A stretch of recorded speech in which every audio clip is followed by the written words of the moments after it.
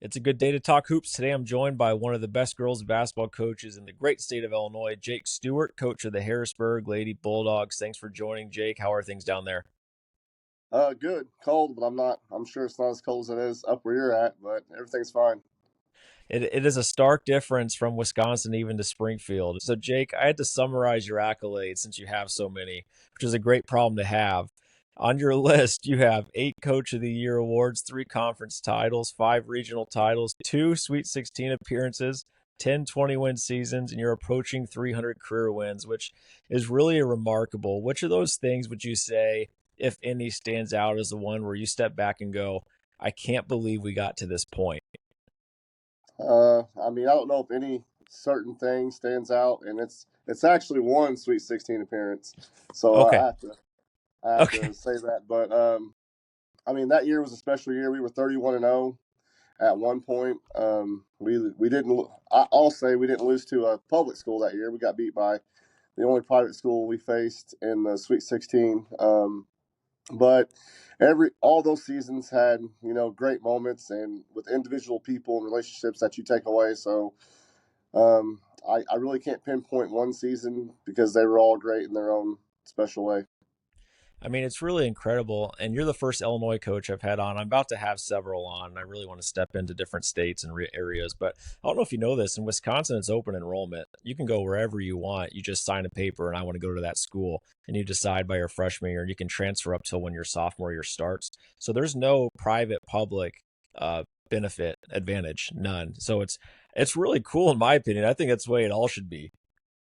Well, yeah, if you do that, then it's like there's no advantage for anything. It's you pick where you want to go. I mean, that's kind of crazy. Yeah, I had Yep. no idea hearing you say that, but pick where you want to go, and then every school's the same. You can play here, play there, without restrictions like we have in Illinois. I really liked it because it made the school systems be good and put time and care into it. It made your programs have to be good or sharp, or they would just go down the road. I mean, we some of my best players were from an area down the road, and I wasn't recruiting them or anything. They just wanted to come play at our high school because we had developed a basketball reputation. I don't think it's fair the private public in Illinois, and I've been on record saying that. You don't need to mention that, but I just don't. I don't think there should be an advantage when it comes to that. But if you balance it out, all things considered, is the champion representative from your division, is it mostly private or does it balance out? Well, I think it can balance out at times because there's not as many private schools as there are public, but through football and volleyball, baseball, softball, basketball, your major sports, it's typically more private schools representing the state tournament than there are public schools.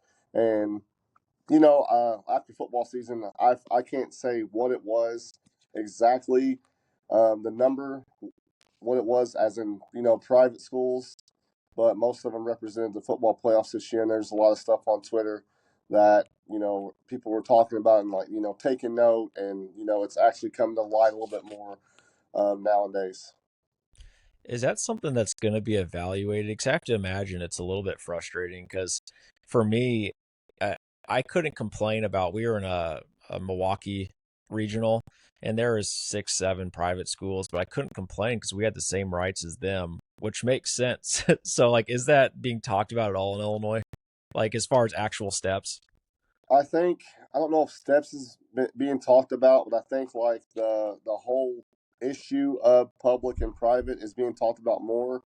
Um, I think the next step is like, what do you do with that? And the private schools say all the public schools recruit, and the public schools say all the private schools recruit. Which and the private schools are going to say we don't recruit, we just have people come here, and it's just a circle. But either way, like there's an unfair advantage because it's you can get kids from wherever, and they can be out of district. A school bus can drive 40 minutes to go pick up kids to go to your school if you're private. So um, I don't know. I do feel like that the topic of private school advantage is being talked about more than it was when I first started in 2011. Yeah. I mean, Wisconsin's version of that is shot clock. Everyone around them is getting the shot clock, and they're still years behind, and every coach is ready to just throw everything away because they can't get it. I want to rewind. for the people listening, Jake and I are from the same hometown, Harrisburg, Illinois. Jake had graduated by about the time I'd entered high school, but I'd always admired you, Jake, because you were one of the guys in their 20s playing rec basketball that brought me in. I remember playing basketball with you down the street, and you'd call me Steve Kerr, and you're super encouraging. And I don't know if you know this, but that's incredibly rare to have people build into young guys like that and that's the most confident I was probably in my childhood playing basketball with you guys, because you were so encouraging and uplifting. It's so important. I've told my players this, to invest and encourage younger kids, because they have no idea how important and meaningful and impactful that is to go into their lives. So that's something I've always remembered, and that a memory that comes up when I think about playing with you guys. I believe it was at the First Church of God down the road with the carpet court. Do you remember that? Oh yeah, FCOG. Yeah, I played a lot with your dad, man. I played like we had. I think your dad was a really good basketball player. Doc, we call him Doc, and we went. I want to say probably 4 years undefeated. We had the same older guys that played. I mean older. I say older, but I was in my early 20s. I think your dad was a little bit older, Tony Wilson, and I mean we played and Yep. we were competitive, and I think we went on a 4 year run and we didn't lose a game. So those were really good times. And I remember y'all were running around, so that There was fun. there's nothing like finding a good adult pickup league. There's not a joy like that in life. And right now I'm in a 5:30 a.m. one. It is totally worth it. And no, it was awesome, you mentoring kind of my group. And I played graduated with your brother, and we played on the same team growing up. And I Yeah, just thought you were such a good person. I'm really happy for your success. So you circle back and you take over a program that historically struggled. What was the reason for you to come back to your hometown team and take on a program that would probably require more work than a ready-made program? I've always wanted to coach basketball at any level. Coach Griff brought me in with his AAU team, and I coached that for a season, and I had a lot of fun doing that. And uh, I got a call from someone, a friend, that the seventh grade girls coaching job was open, and I've never ever dreamed about coaching girls basketball. I always wanted to coach boys, and I was like, you know what, I want to coach, I want to do it, whatever. And I coached junior high girls basketball here in Harrisburg. We went 20-1 that first season in seventh. And I coached seventh grade. We went 20-1, and then we had a really successful season. And then, Jay Thompson is the one who called me after that season. Was like, hey, like high school positions opening. Like I'd like for you to do it. And I was just like, there's no way, because our eighth grade coach was actually leaving to watch her daughter in high school play, Stephanie Farrell. And I remember thinking like, okay, this team just went 20-1. I'm not to go win state with them the next year, because I knew she was leaving. I was going to take the eighth grade job, and I'm like, researching our girls basketball programs. I had no idea about anything about it. I'm like, go take over that, or have a chance at a state title run. I was like, nah, I don't want to do it. There's no way. And then my wife, Nicole, she taught me into it. Like, she said, you can either coach those girls for one season, or you can coach those girls for 4 more years in high school. And she was kind of like the person who pushed me to, honestly just believe in myself and take the high school job. And then the eighth grade coach, Stephanie Farrell, her and I are really good friends. And her daughter was a freshman the year that we were both in junior high. And then she was like, hey, and I was telling her, I'm like, hey, like, it's you have the eighth grade job, like you're the next person up, like you should do it. And then she also had a lot of faith in me, and was like, I don't want to coach varsity, like you coach varsity, I'll coach JV, I'll do all the ins and outs and stuff like that. You can just coach basketball. So that's how it started. It was, Jay, my wife, and Stephanie Farrell were the three people who really pushed me to take this job, and I'm glad I did. Dude, people don't realize this, but the coach's spouse is the most wise and important part of any program. In my opinion, I'd have so many days where I came home and I'd think a certain way, and Natalie would get me right. And she'd be like, "You need to have a bad attitude, or you need to be more pot, whatever it might be." And I think they're really the backbone of it. And you mentioned Jay Thompson. For the people listening, Jay's a legend. How many wins in baseball does he have in Illinois high school baseball? I don't know. I honestly think I think he's going to get to 1,000. Man. He's He's definitely the best baseball coach in our whole state out of any class. He's an amazing coach, amazing person. So I don't know how many wins, but we looked it up like 3 or 4 years ago. So it's got to be. I mean, he wins like 25 to 30 games a year. So he's got to be approaching somewhere. I would not be shocked if it's close to 1,000 in the this year, next year. I know for a fact it's at least 900 because I saw all the celebrated 900. And when people say, "Where are you from?" and I go Harrisburg, the response is usually, "Man, they're so good at baseball." But in all Yep. actuality, it's a pretty good sports area. I remember at one point we had several people from not my high school class, but like that span of 8 years or so that were successfully coaching sports. Do you think there's anything to that, or do you think it's just mere coincidence? Coaching sports here. Well, just all over the place. We had a ton of guys from our class. We got one at our town. We have one at Mizzou, John A. Logan. We got some baseball coaches. I was up in Wisconsin. You're coaching. I mean, we had a lot of guys, not even just coaching, that were successful. Oh yeah. I think if you coach at Harrisburg High School, you have to be a Hall of Fame caliber coach because I mean, we have Jay Thompson. He's a Hall of Famer. Coach Smith Peters, he's a Hall of Famer. Coach Wade was a Hall of Famer. Greg Langley's a Hall of Famer. Red Stafford's a Hall of Famer.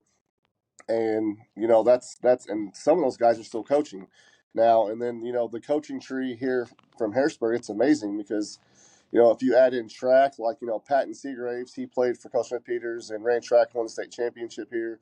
He's the track coach and cross country coach at Belleville West. And then Joey Speaks, who I played with, a former teammate, he's the head football coach at O'Fallon.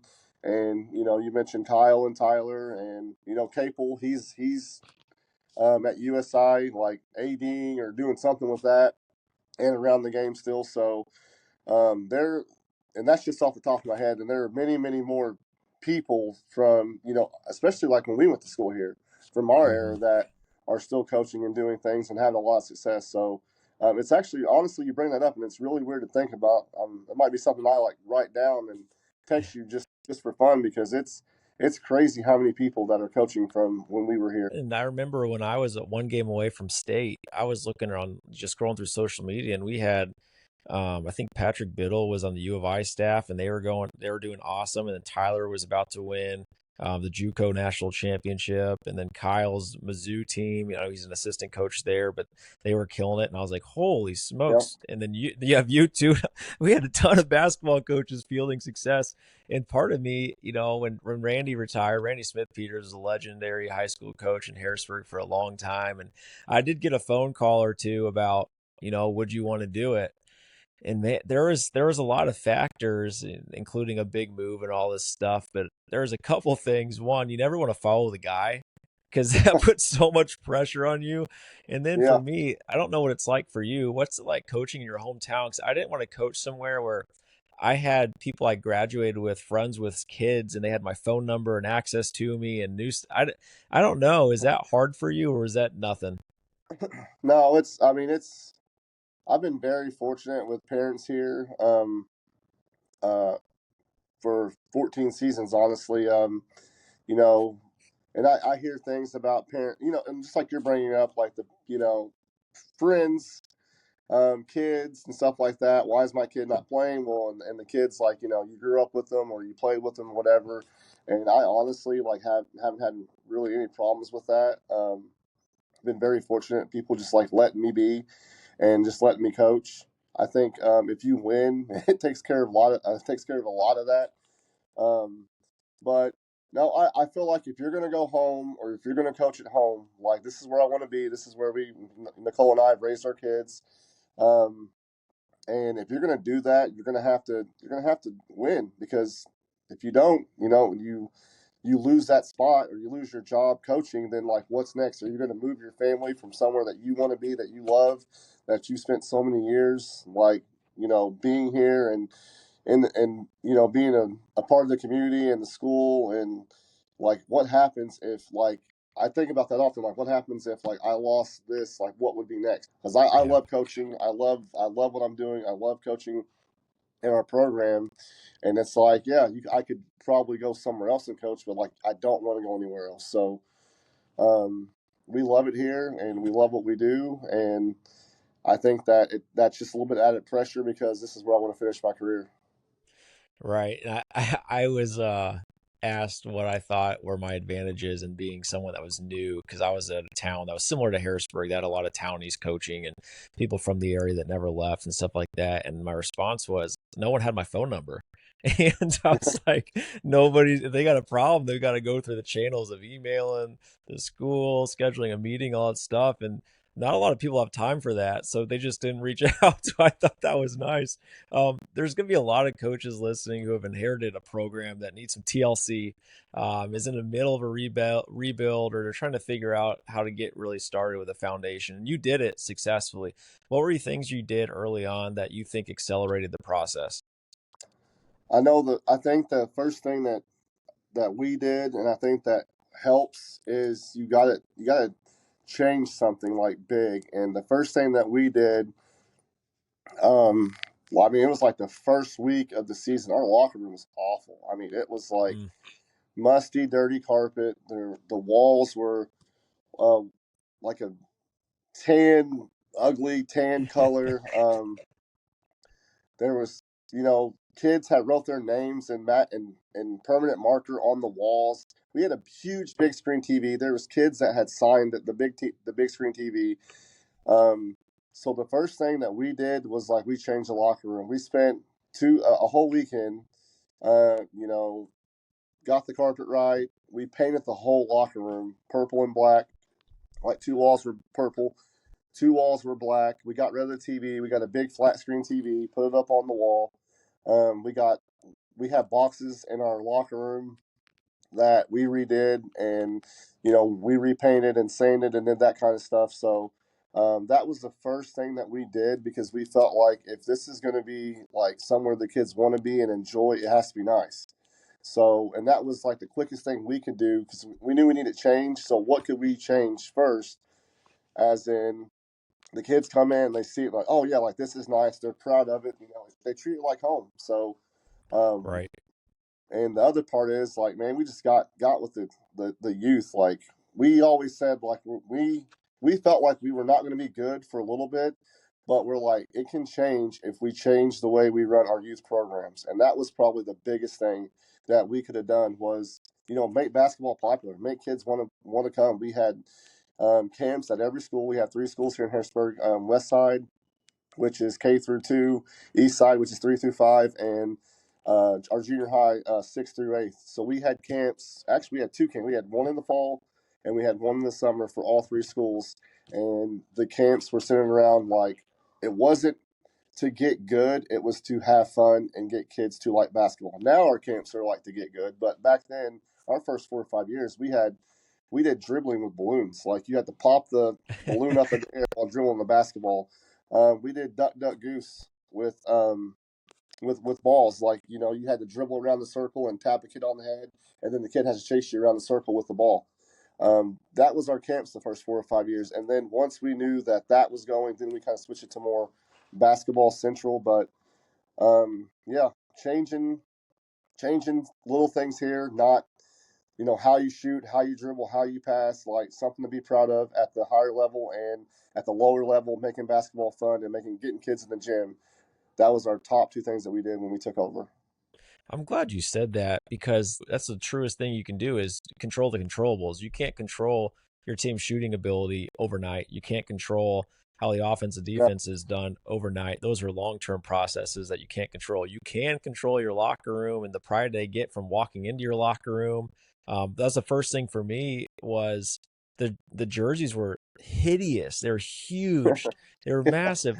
We had no cones. The shooting shirts were ugly and outdated.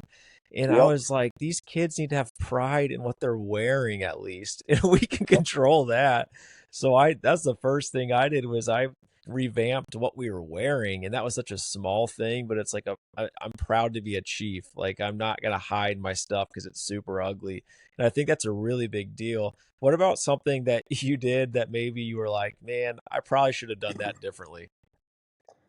Uh, man, you know what? You sent me some stuff and I read that, and I don't think there's nothing that we Hmm. did. I just can't think of anything honestly because I think everything that has gone wrong, like you learn from it. Yeah.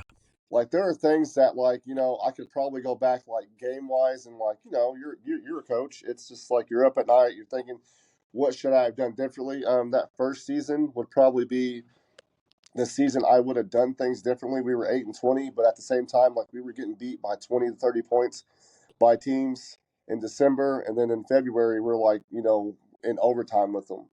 Yeah. Um, I think I would have probably been more patient with that first younger group. I was really, really hard on them, but I saw their potential and I saw what could happen. And I just like I it was that first year was really bad. I questioned myself if I made the right decision in coaching high school. Like I mean, it was just like, man, like what? I mean, I had nights where I was like, what did I do? Like, I could be 20-0 right now, probably, or 19-2, and literally like our regional that year, like we could have walked through it and went to state and brought home a state junior high trophy at first, second, third, fourth, and I'm up here at the high school level, like I've been over my head, um, and I was just really hard on that first team and then, but part of me like looks back. Well, I mean, you were hard, but the next year we flipped it. We went 21-11, and then or 21-10, 20. We won 21 games, and then the next year, like all those girls wanted to do was win a regional, and we had not done that in Harrisburg in over 20 years. And I started my first year. We started 4 sophomores and 1 junior, and that sophomore group was my core class, Yep. and I knew I had those girls for 3 years. And then their senior year, we won 21 games and they won the first regional we had in 20 years. My first regional. So it worked, but knowing what I know now, and it's just the whole thing. Anything in life, like what you know now that you didn't know then, you would do things differently. But not a lot because I think I've learned so much through all my mistakes and all that's went wrong in our program. It's just made me a better person and coach. So I take everything with a grain of salt and just try to keep on improving each and every year. Yeah, it's really funny how our early careers kind of mirrored each other because my first year I had 4 sophomores starting, their third year, first regional in 23 years, and I really dug my heels into we're not going to make people happy, we're going to try to build success and achieve victory here. And if I had to answer that question, Yep. Jake, I think I took losses too personally. I blame myself, or I was took it out on other people, and losing's Yep. not it's like not a personal thing. You just won or you lost. It's just a sport. And I took it so hard. I Yep. think that's what I would have changed. I don't know about you, but early on, I doubted myself a ton. Oh yeah, that's what I just said, man. I mean, there was nights that I seriously was just like, why are you? We should just did junior high. Like, I was mad at Jay. I was mad at my wife. I was mad at Stephanie Farrell, who was my assistant coach at the time. Because I really like just struggled with just thinking like I cannot. I'm in over my head like this, and it's always been something that I wanted. I've always wanted to coach, and I just like I I thought I was like, man, you literally coached 1 season of AAU, you coached 1 season of junior high, and you're a high school varsity coach, like getting your brains beat in by 30 points like every night. Like you do not belong here. And I felt, I mean, that was just a really, really tough year. So but it's like the part of like, yeah, that's some things I would change, but at the same time, like it just made me like, dude, like you're fine, suck it up, stick to what you want to do, stick to what you're building, and it'll all work out, and it has so far. Yeah, I think that's one of the bigger pieces of advice I give to younger coaches is trust the process. It's such a cliche, but don't take the losses Yeah, personally. And even during a season, even when you're having a successful team, I mean, I don't know about you, but I was playing for March. If it meant, maybe I lost a game in January, but it's because I was trying a rotation or trying to instill a certain offense or defense. I was playing to win playoff games and win games that matter. So I the yeah, value of learning that not everything's a personal thing like helped me out a ton because I would have scrapped for wins and losses and done whatever it took necessary, but then that hurts me in the long run. um but for you, was there a moment that after you achieved that or a game or something like that that was the light bulb moment of like, yeah, I've made it, now I'm good? oh man, I don't know. Like I'm still trying to improve and get better. I have we made it? I mean, we've had success, but I think that we need more success. Yeah. Um, we haven't won a sectional, which in Illinois, in our area, if we win a regional, you got to face Bree Central, who's the number one team in the state. And then girls basketball is different than boys because, when all the good Harrisburg teams like make the run to state, they're playing those teams in the super. Whereas in girls basketball, we play those teams in our sectional. So boys sectionals are really southern located. Place and team wise, girls basketball is so much different because we played like when our guys made the run to state, they beat T Town. Whenever like Marty Nichols played and they went to state in '95, they played Nashville. You normally play the Nashville, the Breezes, and T Towns at the Super in boys basketball. And girls, we have won 5 regionals and we have played Nashville 3 times, T Town once. Sorry, Nashville 4 times and T Town once. And those are typically super sectionals games, which, if you want to make it to state, you have to beat those teams. But again, I think we have a few more sectional championships if we don't play those teams as early because those are great girls basketball. I mean, great basketball schools, but, really girls basketball schools. But there's not been a point in time that like I'm just like, okay, like we're fine, like we got this thing rolling. I don't know if that's in me to think that way because it's just like I'm so selfish. Like I'm terrified to go backwards. Like Yeah. I am so scared to have.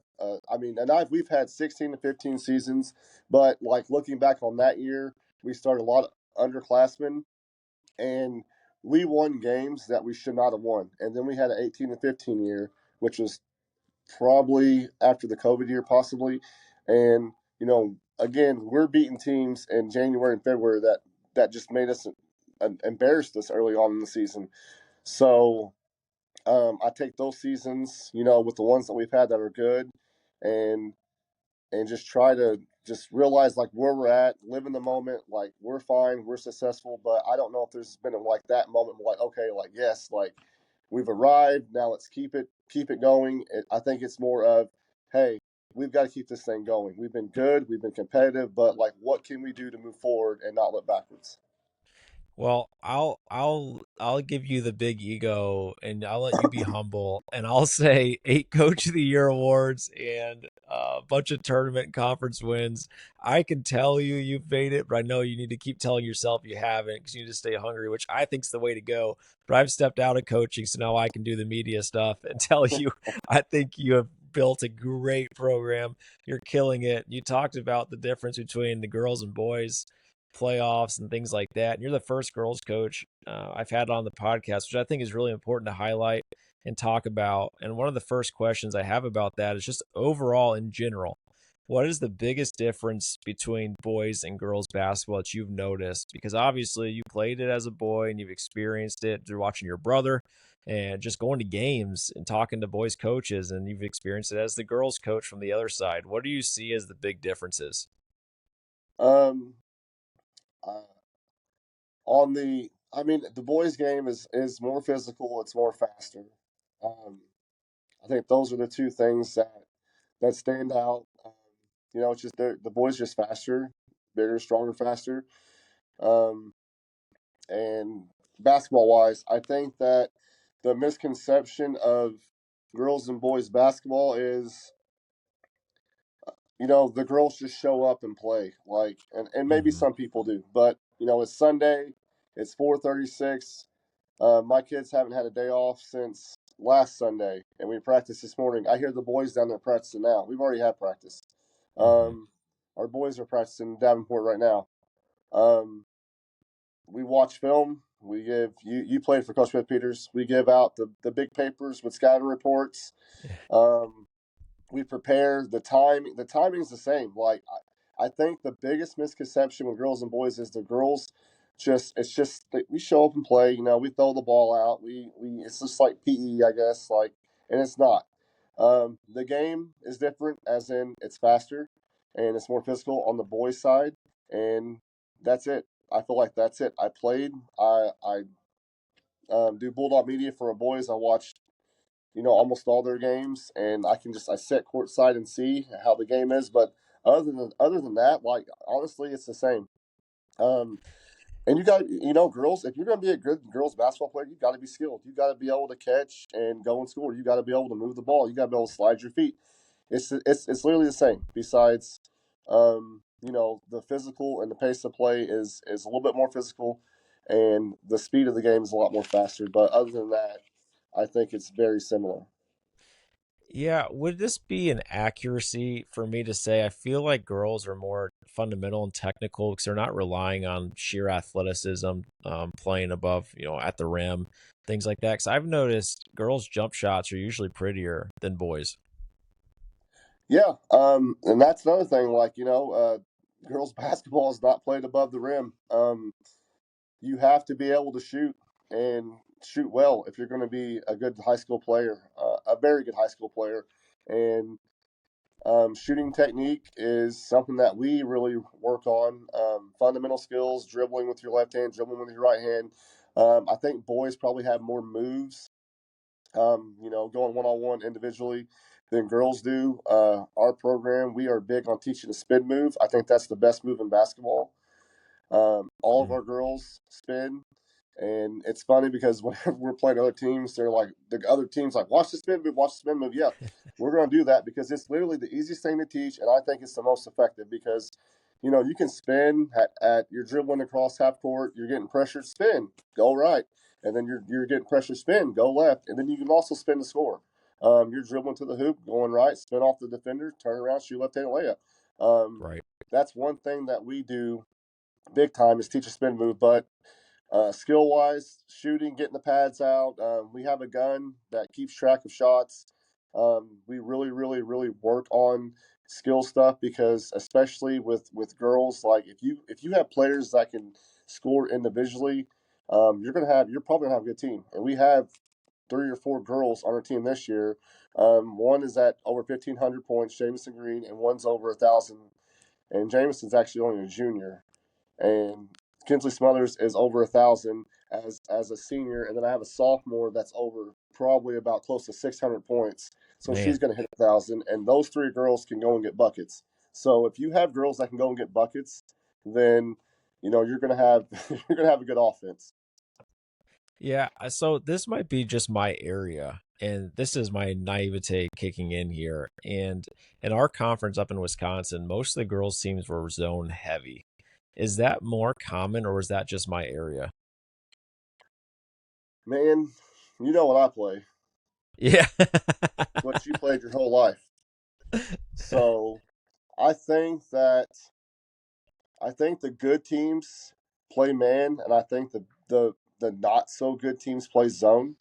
Yeah. Um, we've faced zone this year, and typically what you're going to get into, and honestly, in girls basketball, you're going to have teams that just can't shoot because they're not skilled. And what are you going to do? Okay, we're going to play zone 2-3, 1-2-2, whatever, and we're just going to let the girls shoot outside because they can't shoot. So I think that's why you see a lot of zone, especially in girls basketball, because you do see a lot of girls zones in girls basketball in your area and our area as well. But I think the good teams play man. I think the teams that are not so good play zone. And I would say in any area Yeah. because you want those girls to be able to shoot the outside shot and not get to the basket because typically, they're not as skilled. And why would you let someone shoot less when you can let them shoot 3 pointers all day long? So we have faced we have faced more zone this year than we have faced a man to man defense. But there are, it's probably 10 games man and probably like 20 zones. So I think that is something that happens in both areas. Yeah, I do agree. I think it's way easier to throw out a gimmick zone than it is to learn really good hard man defense. It takes way more time, way more teaching, breaking down, physicality, things like that. So I do think in general, it is you start seeing the more average to below average teams just throwing a zone because it's easy. Like I think anyone can teach a zone. You guys all stay in those spots, great. Don't let anyone shoot from those spots.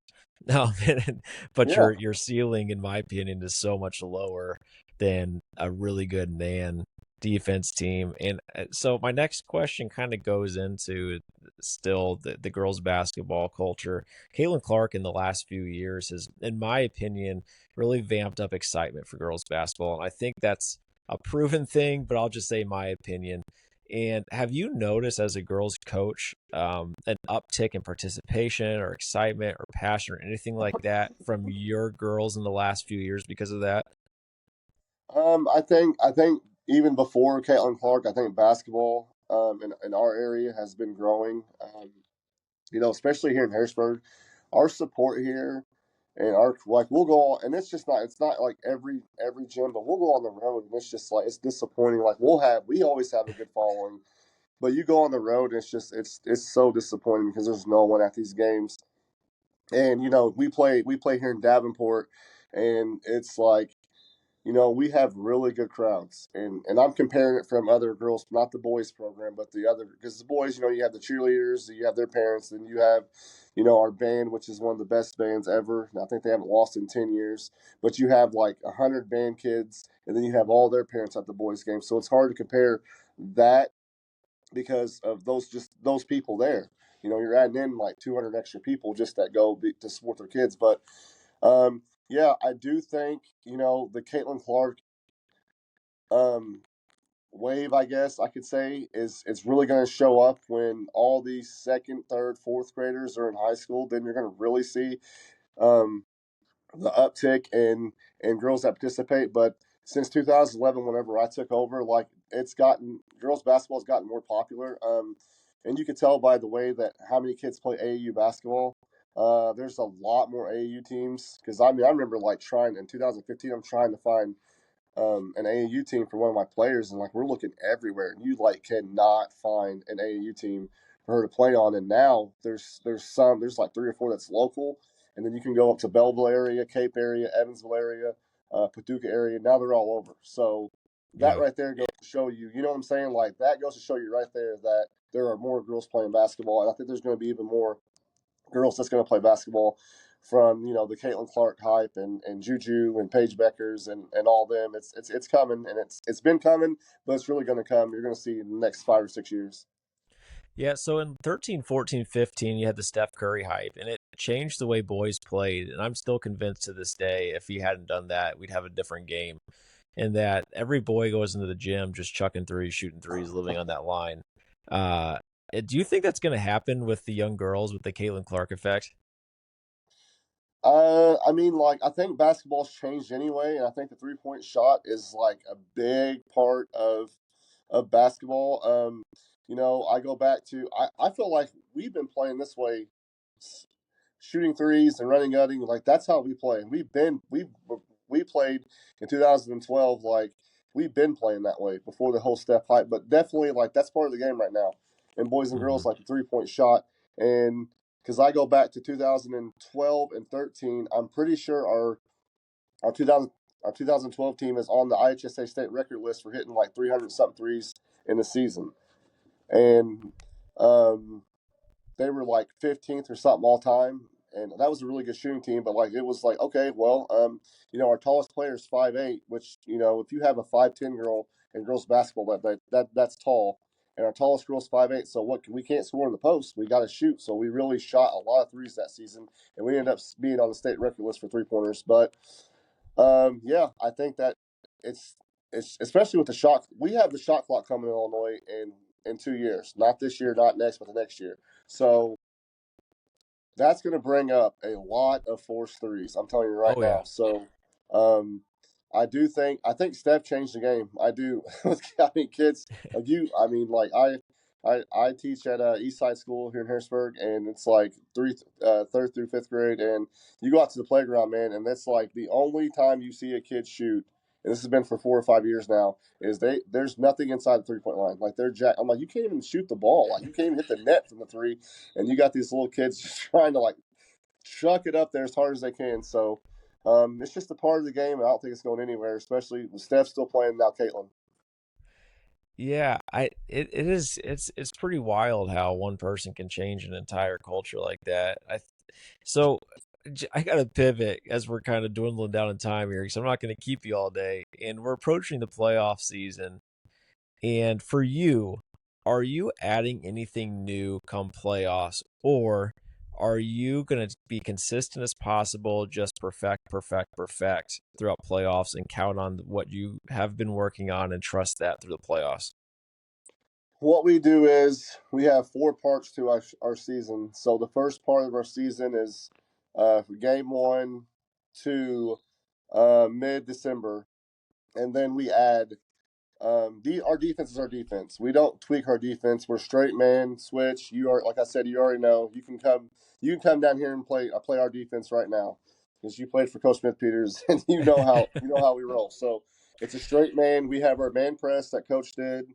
We have a 1-2-2 trapping full court zone defense, and we do tinker with a little bit of zone. Just to give teams another look here and there, but it's rare if we play a 2-3. But it's like a 2-3 matchup. So our defense is our defense, and that is something that we always just try to improve on throughout the year.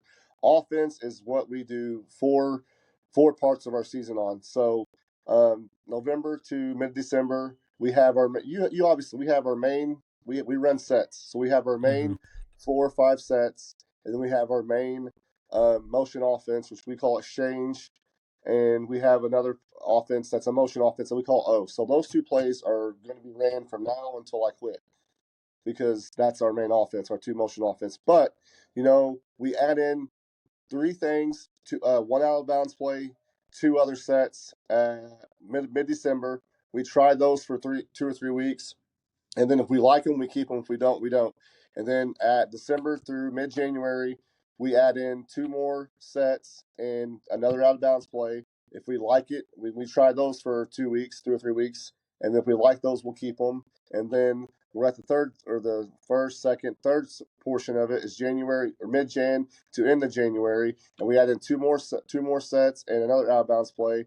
And we run that for 2 weeks. And then in the end, like today, we just went over, what we're keeping and what we're getting rid of. So we add offense throughout the season, and if we like it, we keep it. If we don't, we don't. But we don't. We have like 5 sets, and we have two motion plays that we run. Um, we added probably 6 to 8 sets and four out of bounds plays throughout. And we have our 4 or 5 out of bounds plays that we run, and we do add in 4 or 6 to 8 things that we want to keep or take away. I like that strategy a lot, Jake. I think it's really cool that you have it sectioned off like that so you know ahead of time what to plan for. Real quick, does Illinois do their seedings for playoffs? And do you still have games after that, or is that seedings and your next game is the playoffs?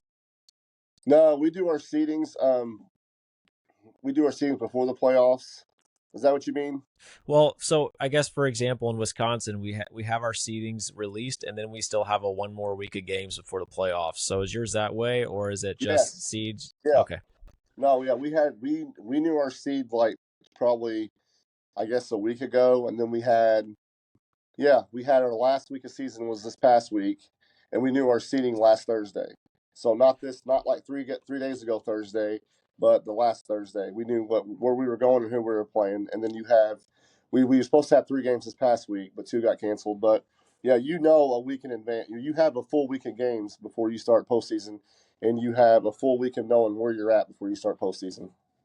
Yeah, so the reason I asked that cuz I didn't know if this concept would make sense. So for me what I realized about halfway through was that if I was not in conference contention, so these games after the seeding virtually mean nothing other than your career win percentage, right? So I started thinking, okay, what value can I get out of these game or two before playoffs? So we have our seed. We don't need necessarily to win. We're not in contention for conference.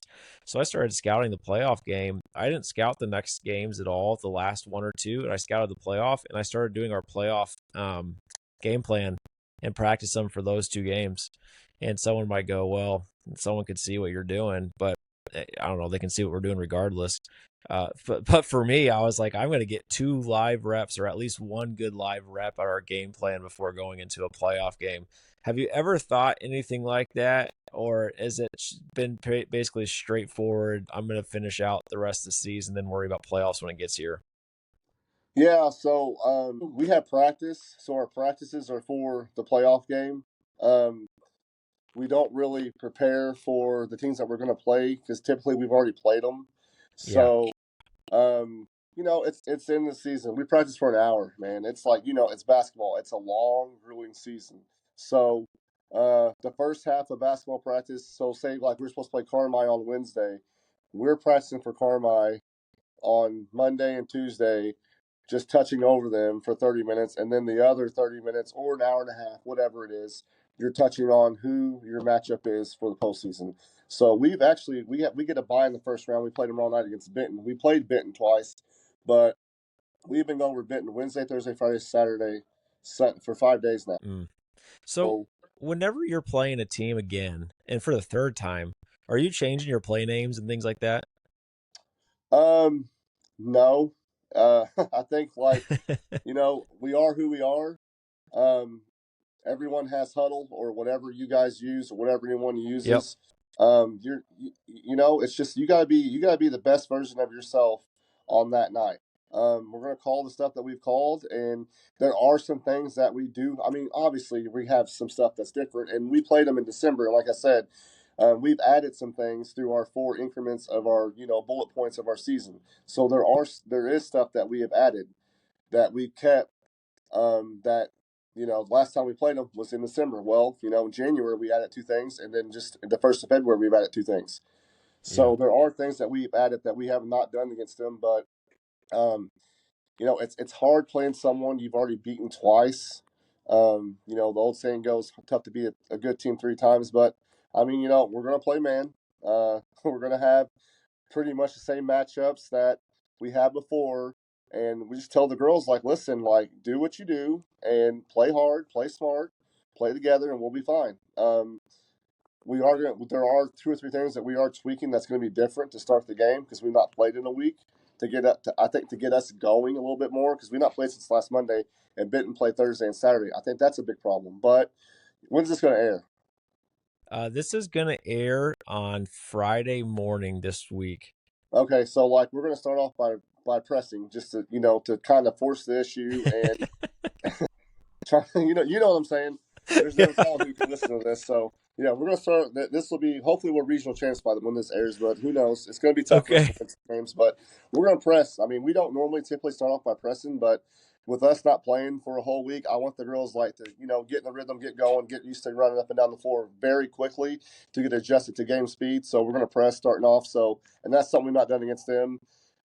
We've not shown them our zone press. We're going to switch it up off and on. So I think like be the best version of yourself. Stick to what you do and what you do well, because I mean, we're going to run what we always run. Like that's what works for us.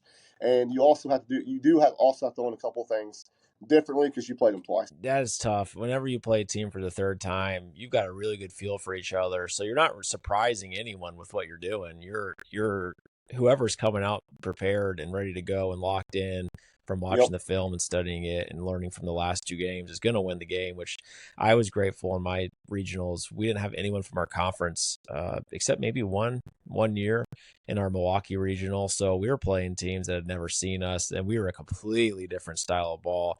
I mean, we were man defense, switch everything, but it was Rocky the sleep type of defense where you're not going to get a quick shot, and on Yeah. offense too. So Yep. that was really, really big for us. And you mentioned a huddle. I just have one quick bone to pick with Illinois.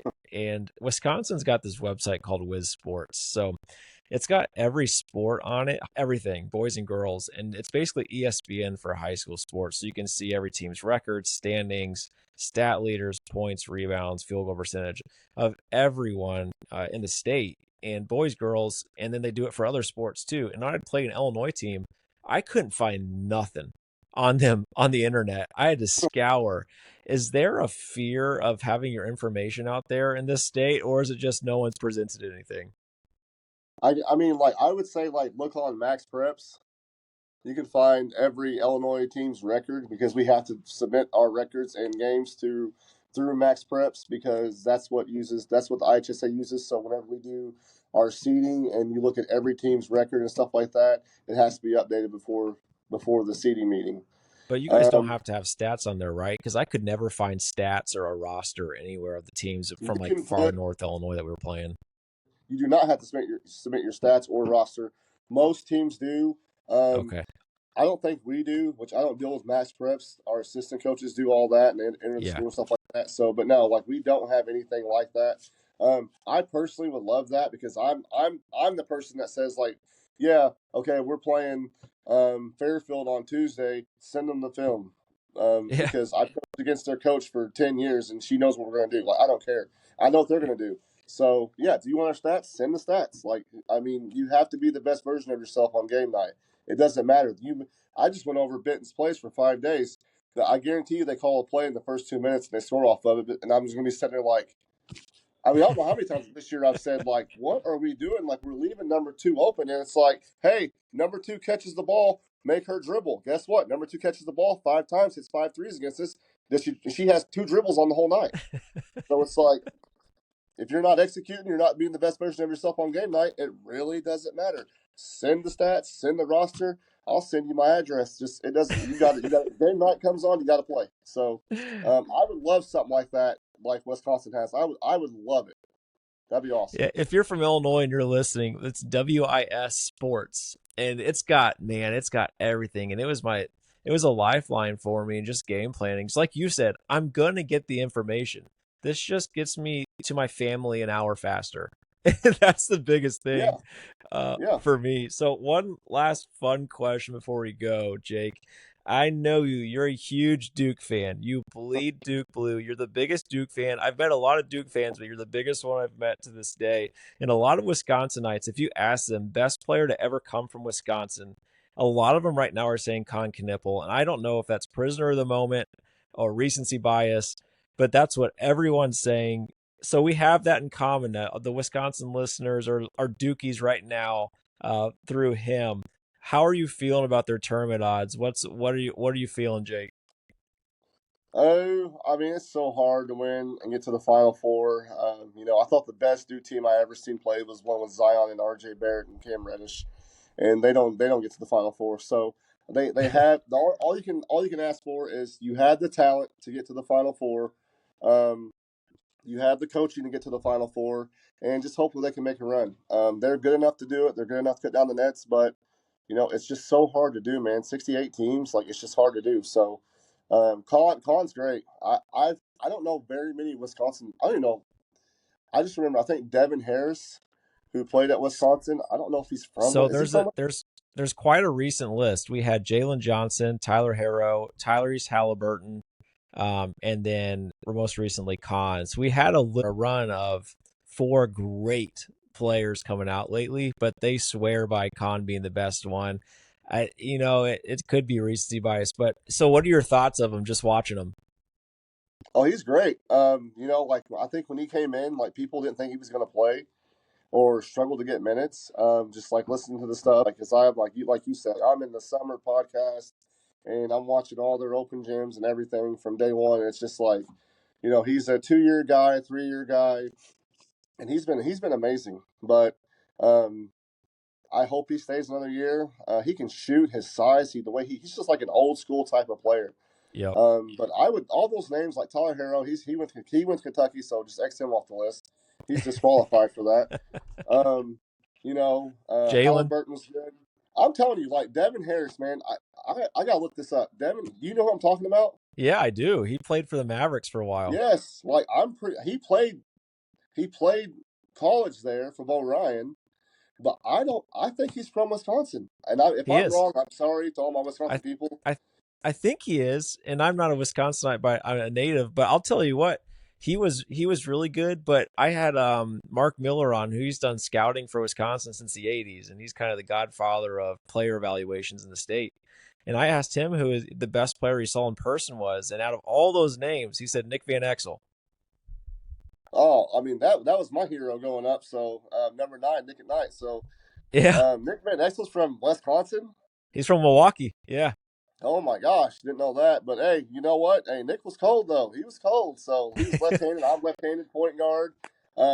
I used to be so mad I couldn't wear number 9 in junior high because the numbers were either 0 to 5, or then you had to have like a big old offensive lineman's number 53 or something that's stupid like right. that growing up. So yeah, Nick at Night was cold. So I can't say I'll take that one, but I'm just going off like I remember watching Devin. I think he wore number 34 too. and he was Yep. just, man, he was dirty for Wisconsin. Like and I'm not saying, I don't know if this is off like NBA career or college career or high school. I'm just saying I remember watching Devin Harris in college, and he was freaking. He was just he could play. Our So researcher did confirm he is from Tosa East, which is in Wisconsin, a Milwaukee suburb. So that could be your pick, and I would agree he's got to be up there too. But his name didn't even get brought up when we talked about it, so that's interesting.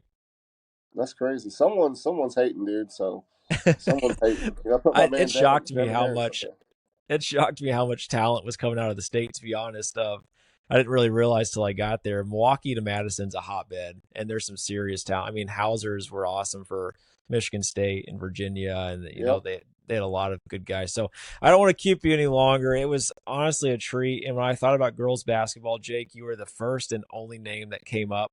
And I do want to grow into boys, girls, Illinois, Wisconsin, Indiana. I want to get all over the place. And being the first Illinois guy, first girls, I couldn't think of anyone better. So thanks for joining, Jake. All right, man. It's good seeing you, and take care. And thanks for having me. Go Absolutely, Duke. absolutely. Go Duke. Go That's Climb. Go Duke. right. Go Duke. I'll see you guys next week for our playoff preview with Brett Pickerts and Andy Fitzgerald. I'll see you later.